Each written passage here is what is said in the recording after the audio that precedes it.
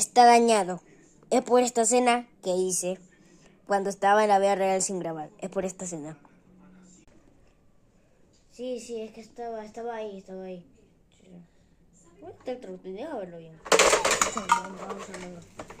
¿O está grabando? ¿Está grabando? ¿Quién te mandó a grabar? Nada, me mandó a grabar mi mamá. Oye, chicos, por esa escena.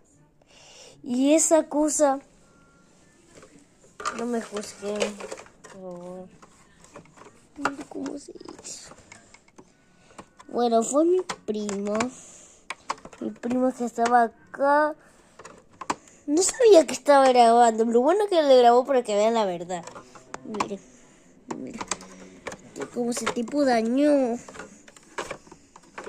Pobrecito Tractor 3. Bueno, chicos, chao. Chao, Tractocleros.